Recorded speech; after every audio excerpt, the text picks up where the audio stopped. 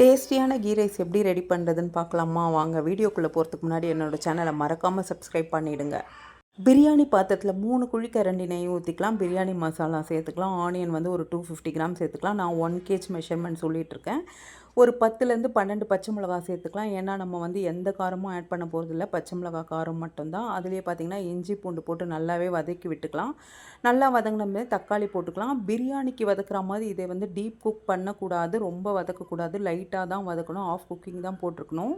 தக்காளி of cook ஆனதுமே புதினா கொத்தமல்லி போட்டுக்கலாம். அதோட கல்லுப்பு போட்டுக்கலாம். அது கூடயே கேஷ்யூ நட் சேர்த்துக்கலாம். சேர்த்து நல்லா வதங்கினதுமே மில்க் ஆட் பண்ணிக்கலாம். கோகோனட் மில்க் ஆட் பண்ணிக்கிட்டிங்கன்னா ரொம்ப டேஸ்டியாக இருக்கும். நமக்கு டீ காஃபி போடுற மில்க் கூட நம்ம ஆட் பண்ணிக்கலாம்.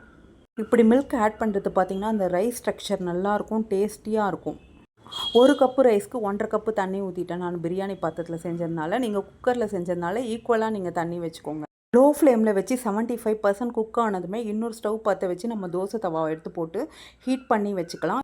இந்த பிரியாணி பாத்திரத்தை தோசை தவாவில் எடுத்து போட்டு அப்படியே தம் போட்டு வச்சிடலாம். லோ ஃப்ளேம்லேயே வச்சு ஒரு 15 மினிட்ஸ் கழித்து நம்ம ஓப்பன் பண்ணி பார்த்தோன்னா சூப்பரான கீ ரைஸ் ரெடி ஆகிடும். இன்னொரு வீடியோவில் உங்களை நான் மீட் பண்ணுறேன். Until then bye from Uma. Bye bye.